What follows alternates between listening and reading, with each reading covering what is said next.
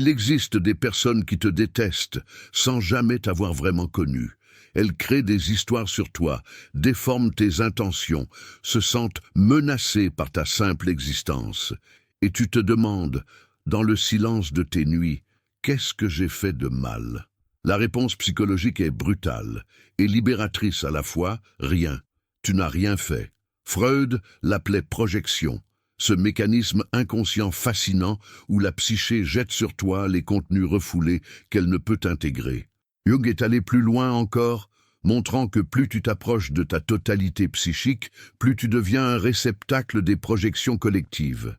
Stephen Porges, à travers sa théorie polyvagale révolutionnaire, a démontré que notre système nerveux autonome réagit aux menaces de présence avant même que la conscience ne puisse les traiter. Si tu portes une énergie intégrée, authentique, qui refuse de se fragmenter pour plaire, tu exposes automatiquement les fragmentations des autres. Et ils détestent cela viscéralement. Ce malaise qu'ils ressentent en ta présence n'est pas un accident social. C'est une réaction psychologique profonde que les neurosciences commencent seulement à comprendre pleinement. Lisa Feldman. Barrett, neuroscientifique des émotions, explique que notre cerveau construit la réalité à travers des prédictions constantes, et quand une présence authentique brise ces prédictions sociales conditionnées, le système nerveux entre en alerte. Ce n'est pas toi qui crée leur inconfort, c'est le miroir que tu représentes. Pendant des années, tu as peut-être cru que le problème venait de toi, que tu devais te faire plus petit, plus silencieux, plus acceptable. Mais voici la vérité que Jung a découverte en descendant dans ses propres abîmes psychiques. La lumière peut effrayer autant que l'obscurité, et parfois même davantage. Dans les minutes qui viennent, je vais te révéler les 13 signes psychologiques profonds que ta présence, ton aura comme certains l'appellent, est si puissante qu'elle force les autres à choisir entre évoluer ou t'éviter. Ce n'est pas une question d'arrogance ou de supériorité spirituelle. C'est une question d'intégrité psychique, de ce qui arrive quand quelqu'un refuse de se trahir pour appartenir. Et ce voyage commence par comprendre quelque chose que la plupart des gens passent leur vie entière à fuir. Le fait que ton authenticité n'est pas un défaut social à corriger, mais une vérité psychologique à embrasser pleinement. Jung savait mieux que quiconque ce que signifie être rejeté pour son authenticité. En 1913, à 38 ans, il prit la décision la plus dangereuse de sa vie, rompre avec Freud et suivre son propre chemin psychologique, même si cela signifiait être ostracisé par toute la communauté psychanalytique. Ce qui suivit fut une période qu'il décrivit plus tard comme sa confrontation avec l'inconscient, 6 années de descente volontaire dans ses propres profondeurs psychiques au risque de la folie. Chaque jour, il notait ses visions dans ce qui deviendrait le livre rouge, dialoguait avec des figures archétypales qui émergeaient des couches les plus profondes de sa psyché. Ses collègues le considéraient comme fou, ses anciens amis le fuyaient, et pendant des années, il travailla dans un isolement presque total. Mais c'est précisément dans cet isolement qu'il découvrit quelque chose de révolutionnaire, que la véritable individuation, le processus de devenir qui tu es vraiment, exige d'accepter d'être incompris. Le premier signe que ta présence psychologique dérange profondément les autres se manifeste dans leur besoin compulsif de t'éviter sans raison apparente. Jung savait que la lumière peut effrayer autant que l'obscurité. Ce n'est pas qu'ils te détestent consciemment, c'est que ta simple existence active quelque chose en eux qu'ils ont passé des années à enfouir. Antonio Damasio, neuroscientifique renommé, a montré dans ses recherches que les émotions précèdent toujours la raison, que notre système nerveux détecte et réagit à la présence d'autrui bien avant que notre esprit conscient ne formule une pensée.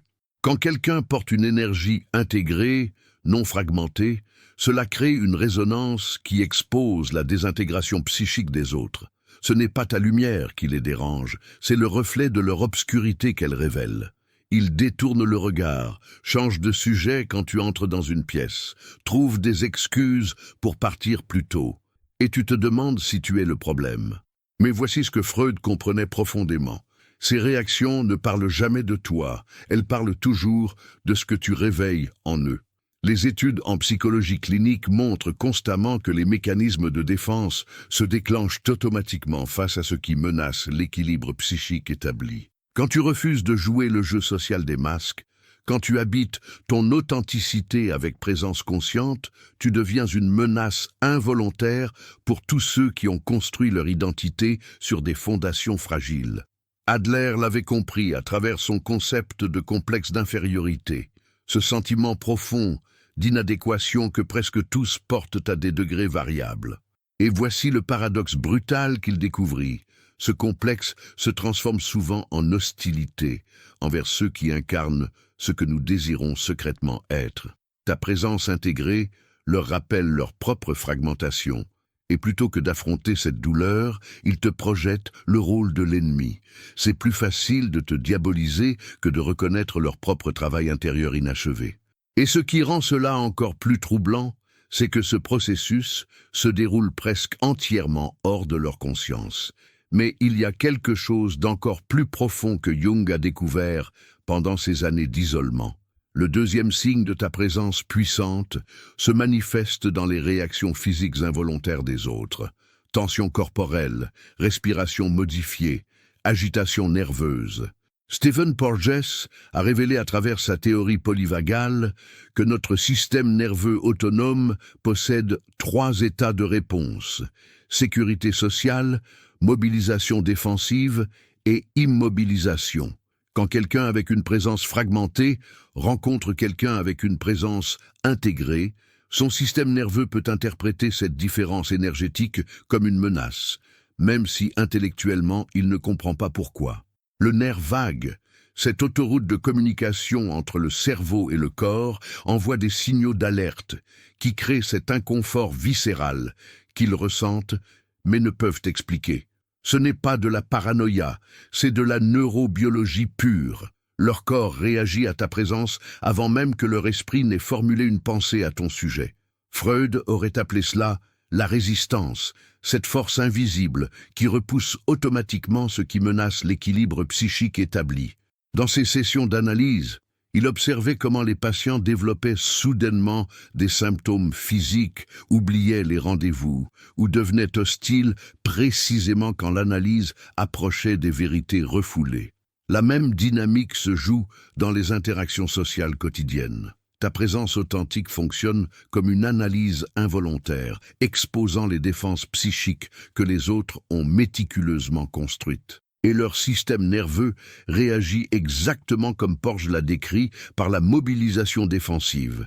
Ils croisent les bras, reculent physiquement, leur voix devient tendue, tout leur langage corporel crie une seule chose: tu es une menace, même s'ils ne comprennent pas pourquoi.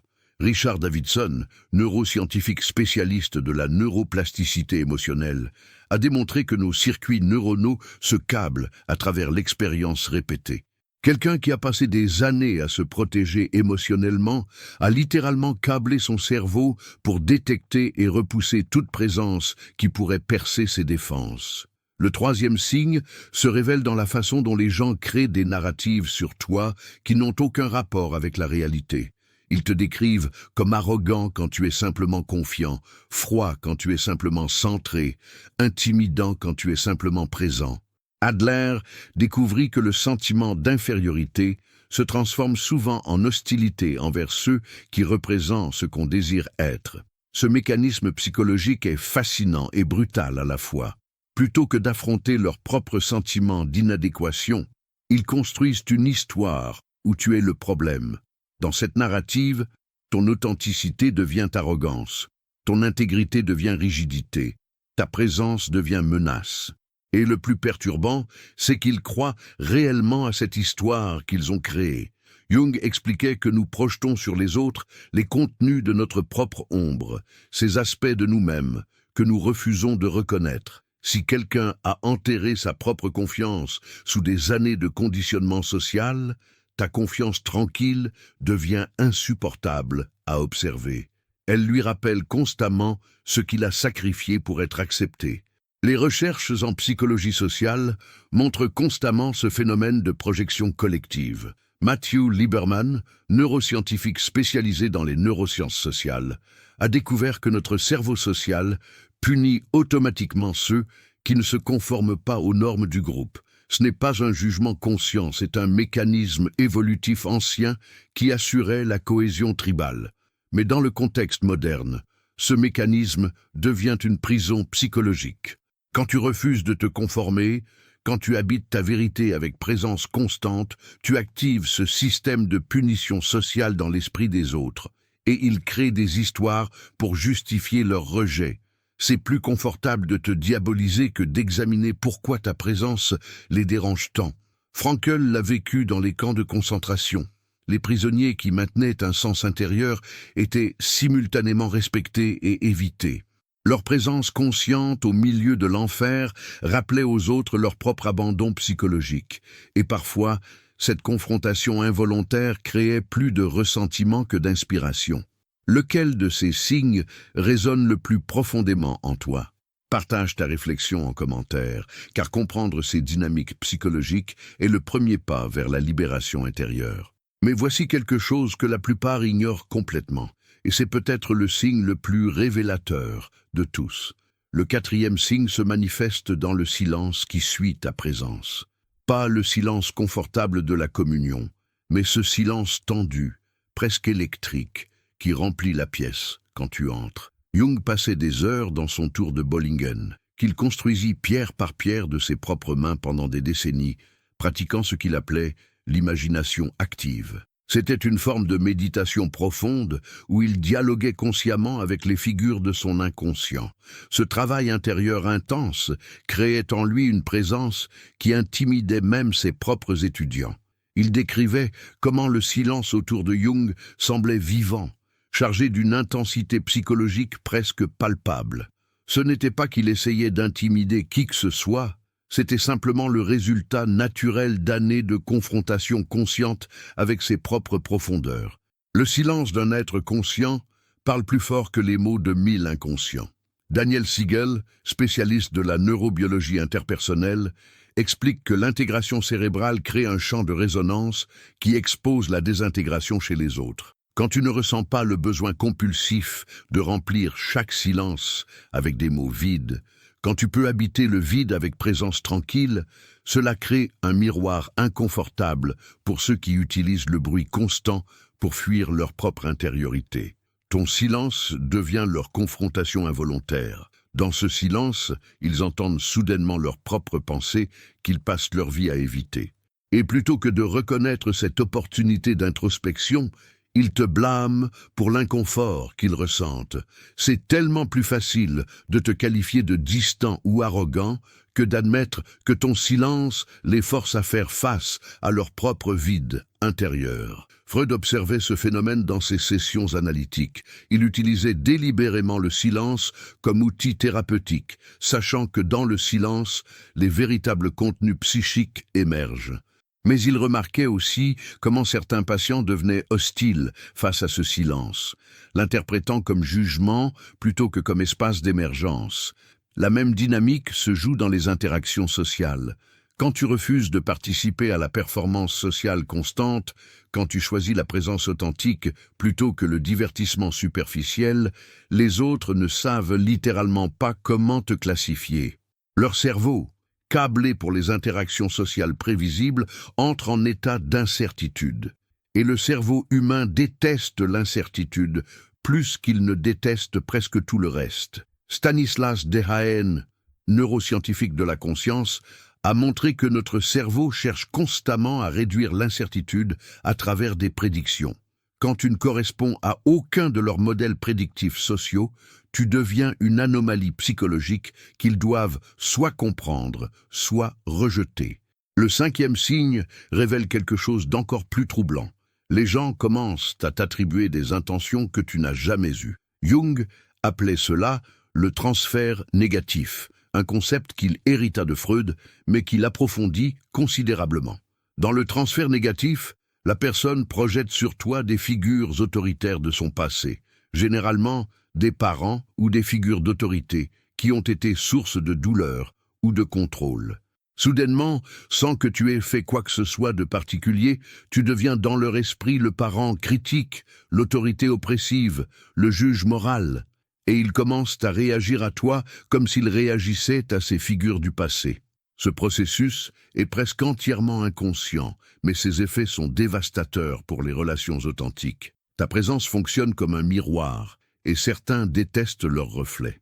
Les neurosciences révèlent que l'exclusion sociale active les mêmes circuits cérébraux que la douleur physique.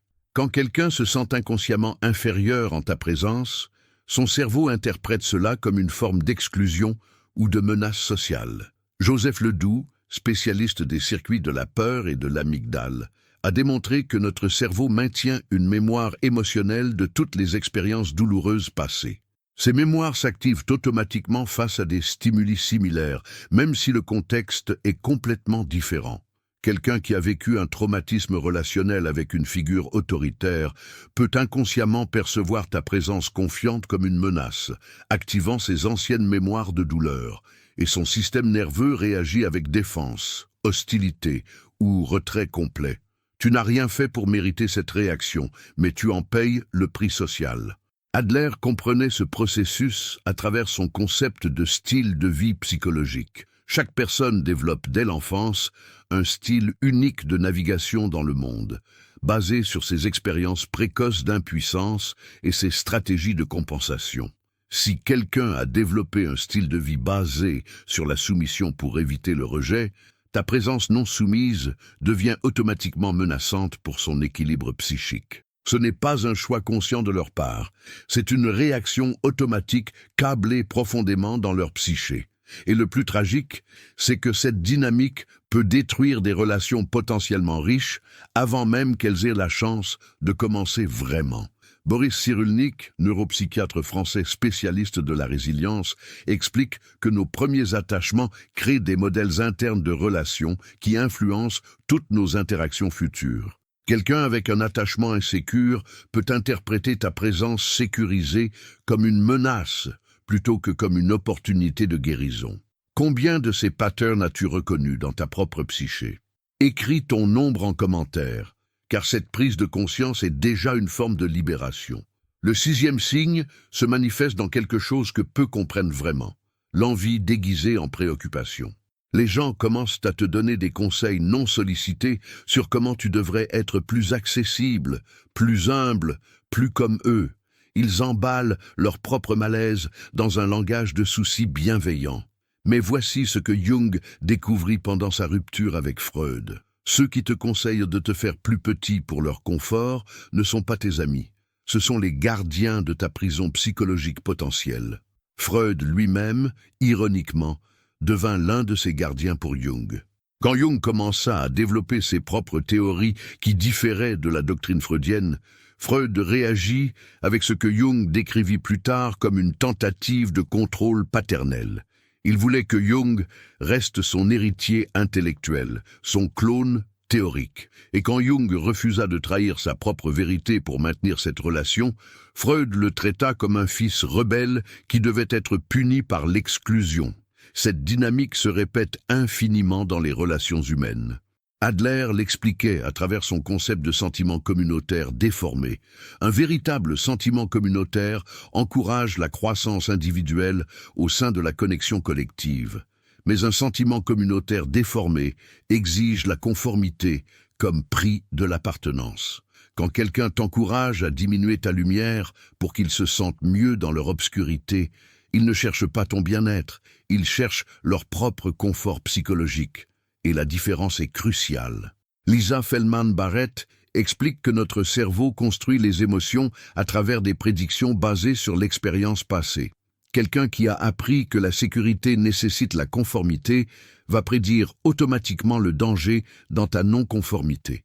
Et ces prédictions créent la réalité émotionnelle qu'ils expérimentent. Mais attends de comprendre ce que les neurosciences révèlent sur ce processus.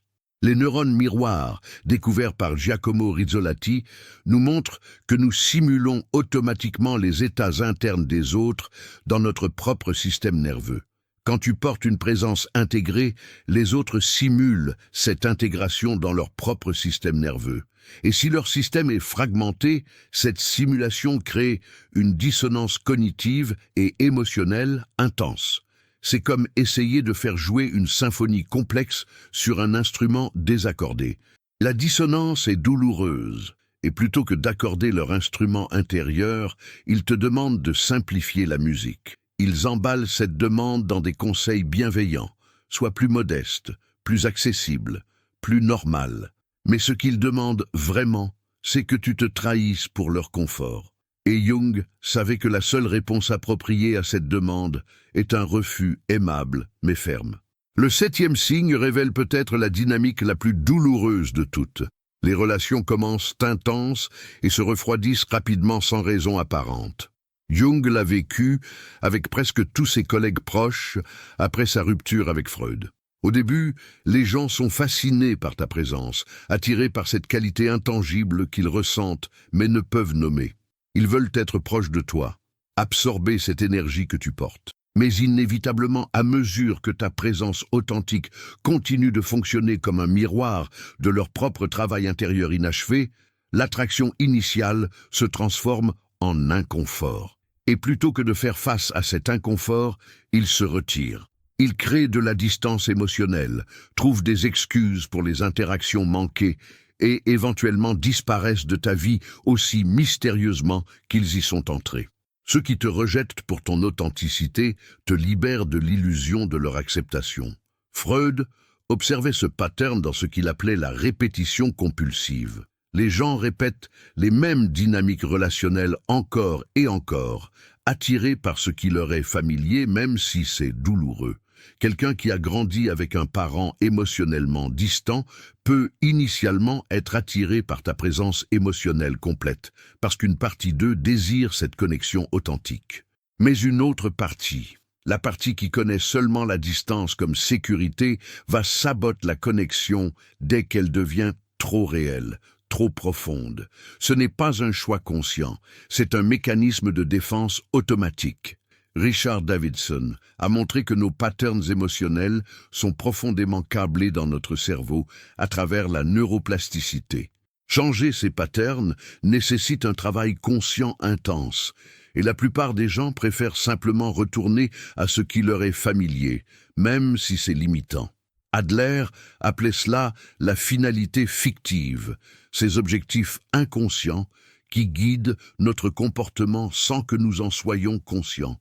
Quelqu'un peut consciemment désirer l'intimité authentique, mais inconsciemment opérer à partir d'une finalité fictive de sécurité à travers la distance émotionnelle. Et quand ces deux forces entrent en conflit, l'inconscient gagne presque toujours. Ta présence expose ce conflit interne, et plutôt que de le résoudre, ils choisissent de te retirer de l'équation. C'est plus simple, moins douloureux à court terme. Mais voici ce que Viktor Frankl compris dans les camps de concentration. La solitude consciente libère plus que la compagnie inconsciente n'apaise. Il voyait des hommes qui maintenaient des connexions superficielles pour éviter la solitude, mais qui étaient plus isolés psychiquement que ceux qui embrassèrent la solitude avec conscience. Le 8e signe se manifeste dans quelque chose de subtil mais révélateur. Les gens commencent à te questionner constamment, cherchant des failles dans ton authenticité. Jung l'a vécu intensément pendant et après sa confrontation avec l'inconscient. Ses collègues cherchaient des signes de folie, interprétaient ses découvertes comme délire, questionnaient sa santé mentale.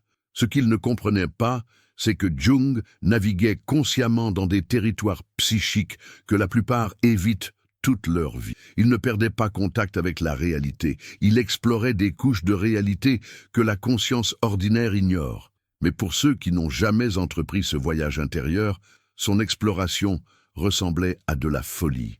Et il le questionnait sans cesse, cherchant à prouver que son authenticité était une façade, que sa présence intégrée était une construction artificielle qui devait cacher quelque chose de brisé. Cette dynamique révèle quelque chose de profondément inconfortable sur la nature humaine. Les recherches psychologiques montrent constamment que nous avons plus de facilité à croire en la fausseté universelle qu'en l'authenticité rare. Quelqu'un qui porte une présence véritablement intégrée devient une anomalie statistique dans leur expérience, et le cerveau humain traite les anomalies avec suspicion. Jean-Pierre Changeux neuroscientifique français de la conscience, explique que notre cerveau fonctionne largement par reconnaissance de patterns familiers. Quand tu ne corresponds à aucun pattern familier d'inauthenticité ou de masque social, tu crées une dissonance cognitive qu'il tente de résoudre en cherchant la faille cachée. Il te pose des questions pièges, analyse tes réponses pour des incohérences, scrute ton comportement pour des moments de faiblesse qui confirmeraient leurs soupçons. Mais voici ce que Freud comprenait profondément. Cette quête obsessionnelle de tes failles n'est jamais vraiment à propos de toi. C'est leur projection de leur propre sentiment d'être une fraude, ce que les psychologues modernes appellent le syndrome de l'imposteur. Si eux-mêmes portent des masques et construisent des façades, ils ne peuvent concevoir que quelqu'un d'autre puisse être réellement authentique.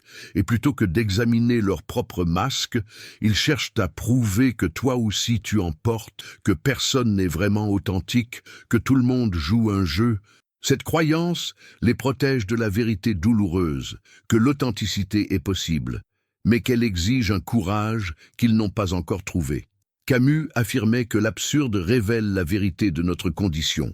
Nous vivons dans un univers indifférent, et la seule réponse authentique est de créer notre propre sens. Mais peu ont le courage de vivre cette vérité pleinement.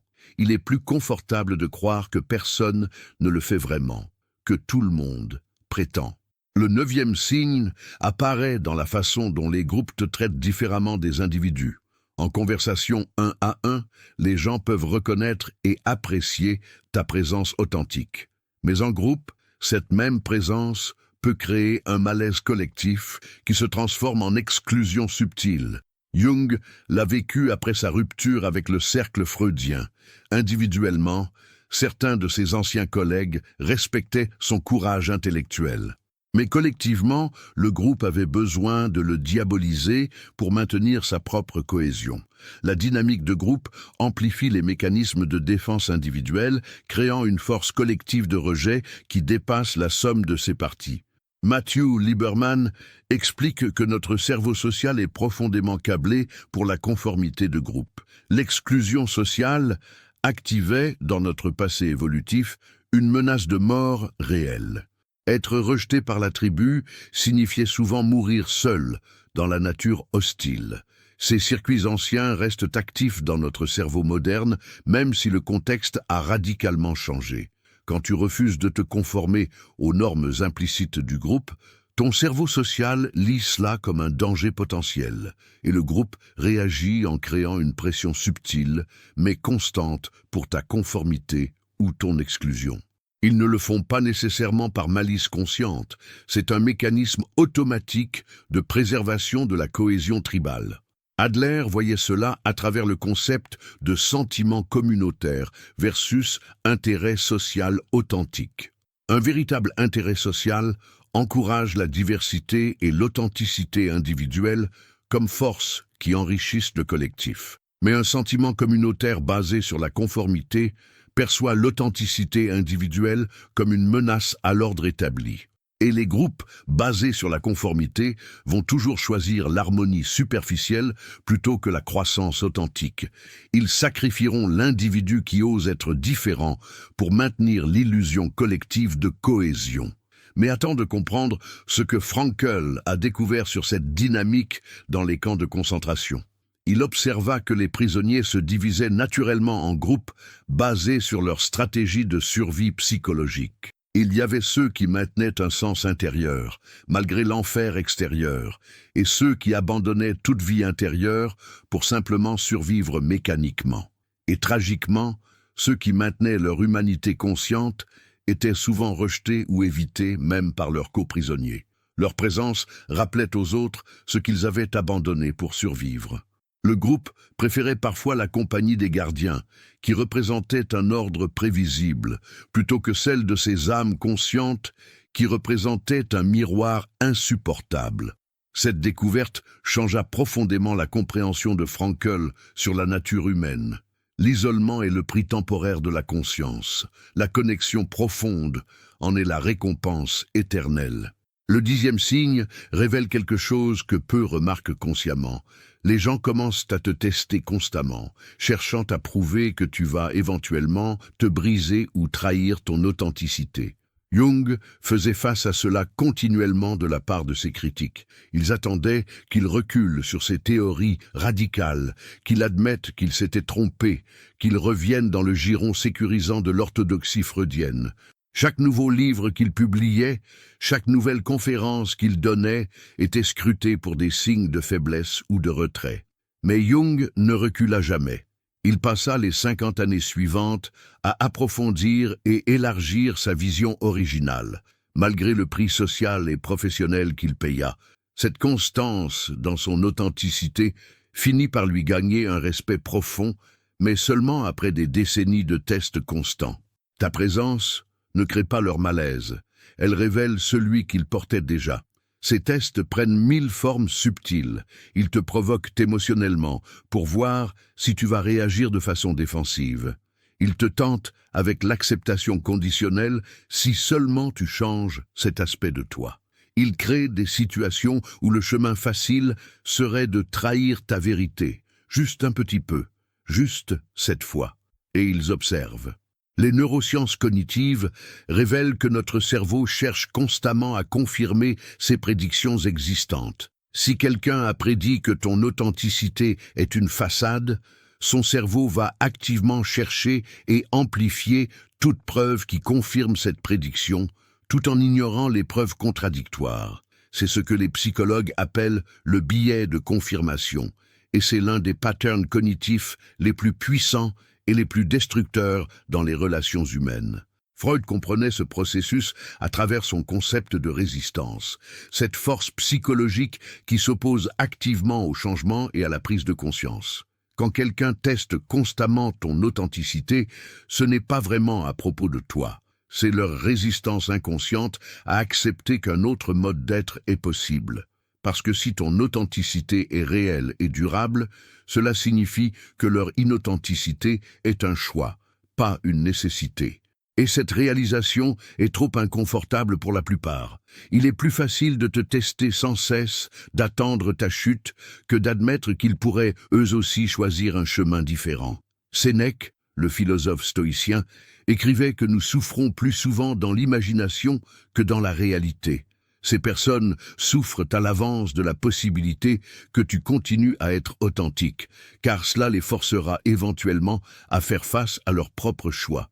Alors ils testent, et testent, et testent encore, espérant secrètement que tu échoueras, parce que ton échec les libérerait de leur propre responsabilité. Le 11e signe se manifeste dans quelque chose de particulièrement douloureux. Les gens que tu as aidés ou soutenus peuvent devenir ceux qui te rejettent le plus violemment. Jung en fit l'expérience avec certains de ses propres patients et étudiants. Après des années de travail thérapeutique profond, certains d'entre eux le rejetèrent avec une hostilité qui le surprit et le blessa. Ce qu'il réalisa finalement, c'est que leur guérison même devenait un rappel constant de leur vulnérabilité passée. Sa présence leur rappelait qui ils étaient avant la transformation, et cette confrontation avec leur ancien moi était trop inconfortable. Ils préféraient créer une distance totale plutôt que d'intégrer pleinement leur voyage. Adler expliquait ce phénomène à travers son concept de lutte pour la supériorité déformée. Plutôt que de voir leur croissance comme un voyage collaboratif, il la réinterprétait comme une dette insupportable qu'ils devaient effacer en niant ou dénigrant celui qui les avait aidés. Cette dynamique révèle quelque chose de profondément paradoxal sur la gratitude humaine.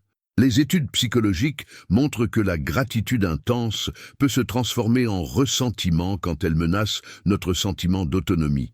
Quelqu'un qui t'est profondément redevable peut inconsciemment transformer cette dette en hostilité pour restaurer son sentiment de pouvoir personnel. Ce n'est pas logique, mais la psyché humaine opère rarement selon la logique pure. Antonio Damasio a démontré que les émotions et les processus somatiques précèdent et façonnent nos raisonnements.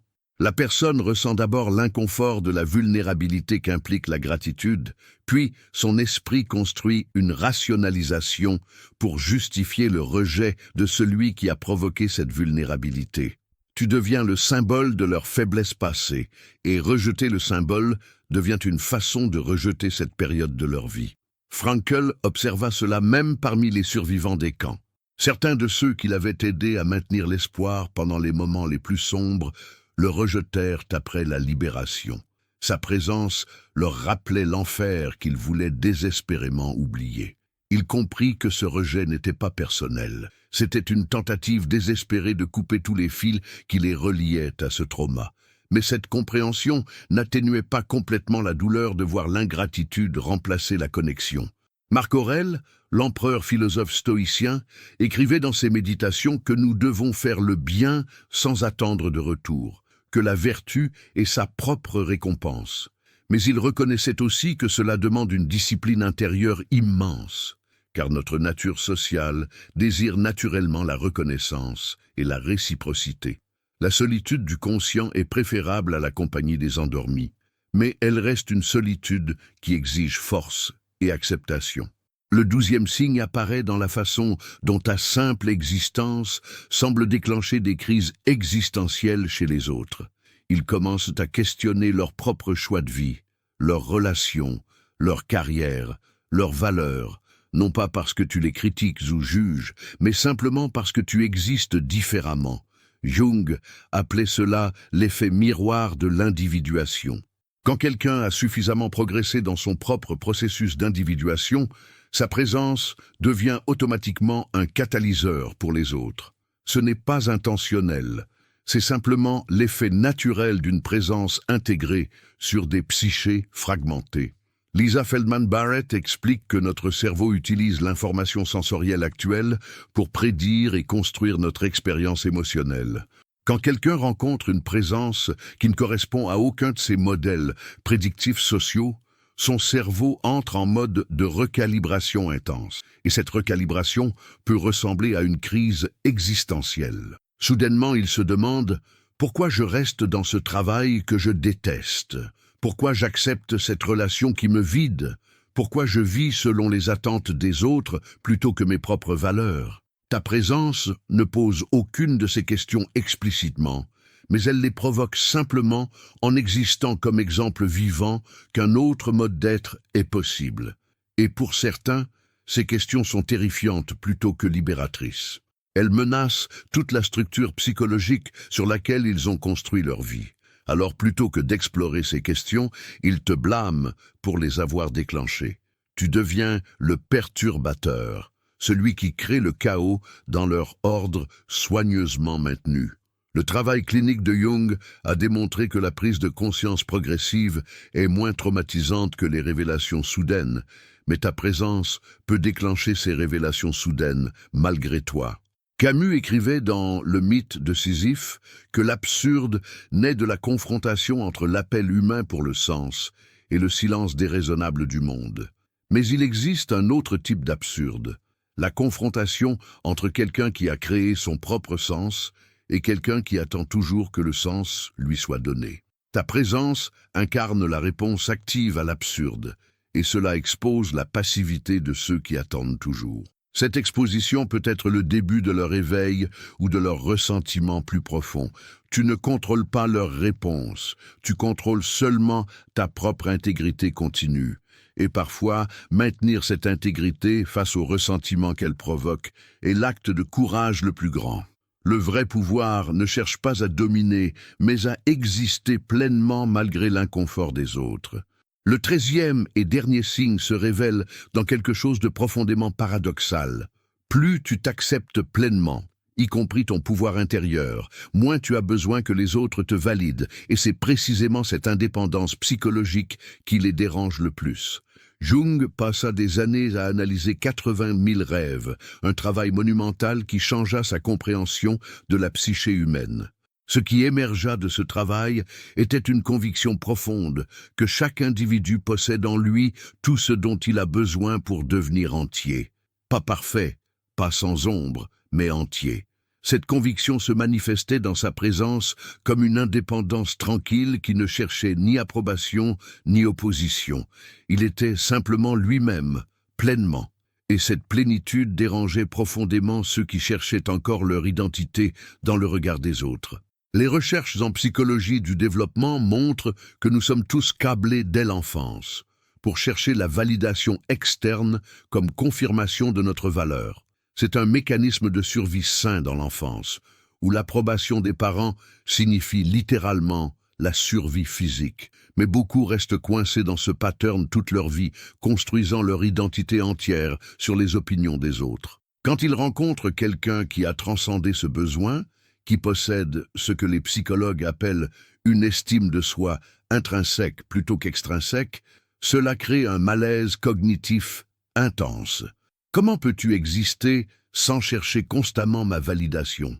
Comment peux-tu être si stable sans l'approbation du groupe? Cette indépendance psychologique leur semble presque surhumaine, et plutôt que d'aspirer à la cultiver en eux-mêmes, ils la perçoivent comme une menace ou une arrogance. Freud aurait reconnu cela comme la différence entre le moi faible, qui dépend de la validation externe constante, et le moi fort, qui possède ses propres ressources intérieures de validation. Mais il aurait aussi souligné que cette force du moi n'est pas innée. Elle se construit à travers le travail psychologique conscient, à travers l'analyse de nos dépendances et la cultivation de notre autonomie intérieure. Jung allait encore plus loin, arguant que ce processus d'autonomisation psychologique est le cœur même de l'individuation. Tu ne deviens pas autonome en rejetant les autres, mais en cessant d'avoir besoin de leur approbation pour te sentir entier. Et cette distinction est cruciale.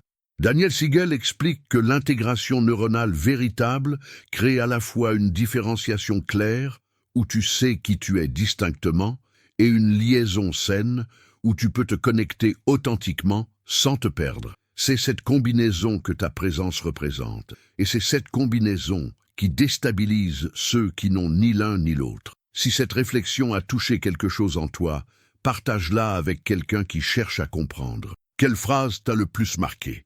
Et si tu veux continuer ce voyage intérieur vers l'intégration de ton pouvoir authentique, rejoins notre communauté où nous explorons ces profondeurs psychologiques ensemble, sans masque et sans excuse. Ce voyage à travers ces 13 signes révèle quelque chose de fondamental sur la nature humaine et le prix de la conscience. Jung savait que le privilège de toute une vie est de devenir qui tu es vraiment, mais il savait aussi que ce privilège porte un poids.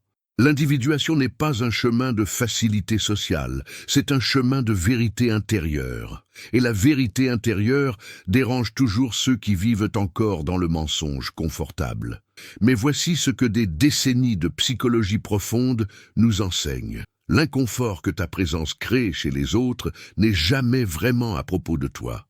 C'est toujours, à propos du travail intérieur qu'ils n'ont pas encore fait. Ta lumière ne crée pas leur obscurité, elle la révèle simplement. Et révéler l'obscurité est le premier pas nécessaire vers sa transformation. Les neurosciences nous montrent que le cerveau humain possède une neuroplasticité remarquable, la capacité de se recabler à travers l'expérience consciente. Chaque personne qui te rejette fait un choix, conscient ou non, de rester dans ses patterns familiers plutôt que d'entreprendre le travail difficile de recablage neuronal et psychologique. Ce n'est pas un jugement moral, c'est une observation factuelle. Le changement profond est terrifiant parce qu'il exige de mourir à qui nous avons été pour naître, à qui nous pouvons devenir. Et la plupart des gens préfèrent la sécurité de leur prison familière à la liberté terrifiante de l'inconnu. Tu n'as pas à te faire plus petit pour leur confort. Tu n'as pas à éteindre ta lumière pour qu'ils se sentent moins exposés dans leur obscurité. Ton travail est de maintenir ton intégrité, et leur travail est de décider comment ils répondent à cette intégrité. L'intégration de l'ombre et de la lumière crée une présence qui n'a plus besoin de l'approbation des autres. Cette présence n'est pas arrogante, elle est simplement complète. Elle n'est pas froide, elle est simplement centrée. Elle ne rejette pas la connexion, elle rejette seulement la fausse connexion qui exige l'abandon de soi comme prix d'entrée. Frankl enseignait qu'entre le stimulus et la réponse, il y a un espace. Dans cet espace réside notre pouvoir de choisir notre réponse, et dans ce choix réside notre croissance et notre liberté. Quand quelqu'un réagit négativement à ta présence, tu as cet espace pour choisir. Tu peux choisir la compassion, comprenant que leurs réactions révèlent leur propre douleur. Tu peux choisir la fermeté, maintenant tes limites sans culpabilité. Tu peux choisir la distance, reconnaissant que toutes les connexions ne sont pas destinées à être maintenues. Ce que tu ne dois jamais choisir, c'est la trahison de toi-même. Parce que chaque fois que tu diminues ta lumière pour l'inconfort des autres, tu envoies un message à ton inconscient que leur confort est plus important que ton authenticité. Et cet inconscient va intégrer ce message, créant des patterns de codépendance et de perte de soi qui peuvent prendre des années à défaire. Jung le savait viscéralement. Après sa rupture avec Freud, il aurait pu facilement reconstruire les ponts en renonçant à ses propres découvertes. Il aurait pu retrouver l'acceptation sociale et professionnelle en trahissant sa propre vérité psychologique. Mais il choisit la solitude consciente plutôt que la compagnie conditionnelle. Et ce choix, aussi douloureux fut-il à court terme, créa l'espace psychologique nécessaire pour que ses découvertes les plus profondes émergent. Voici la vérité finale que ce voyage révèle. Ta présence puissante n'est pas un problème à résoudre, c'est un pouvoir à embrasser. Les réactions des autres sont des informations, pas des directives. Elles te disent qui est prêt pour la profondeur et qui ne l'est pas encore. Elles te montrent qui peut grandir avec toi et qui a besoin de rester où il est. Et cette information, aussi douloureuse soit-elle parfois, est un cadeau. Elle te libère de l'épuisement, d'essayer de maintenir des connexions qui exigent ton effacement.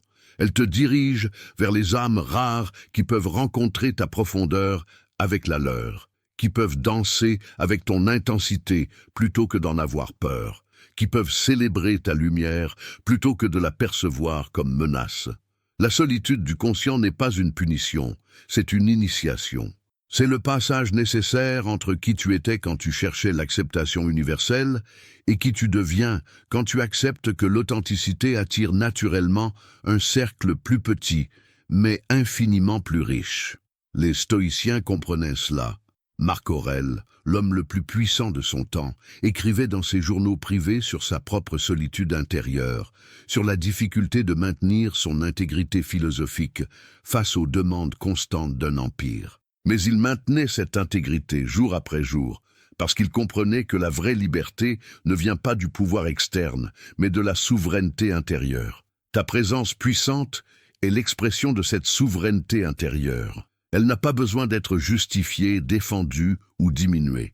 Elle a seulement besoin d'être vécue pleinement, avec conscience et compassion pour toi-même et pour les autres, dans leur propre voyage. Alors porte ta présence avec la grâce de quelqu'un qui sait que le prix de la conscience est temporaire, mais que la récompense de l'authenticité est éternelle. Marche ton chemin, sachant que ceux qui sont destinés à te rejoindre le feront, et ceux qui ne le sont pas te libéreront en partant. Et dans cette connaissance, trouve non pas l'amertume, mais la paix profonde de quelqu'un qui a choisi la vérité intérieure plutôt que l'acceptation extérieure. C'est le chemin de l'individuation, le chemin que Jung a tracé à travers ses propres ténèbres pour que d'autres puissent suivre. Et tu le marches maintenant avec chaque souffle authentique que tu prends, avec chaque moment où tu choisis ta vérité plutôt que leur confort. Cette présence puissante que tu portes n'est pas un fardeau, c'est ton héritage psychologique le plus précieux. Protège-la, nourris-la et laisse-la briller sans excuse ni compromis. Le monde n'a pas besoin de plus de lumières éteintes. Il a besoin de plus de flammes qui osent brûler pleinement, même si elles brûlent seules.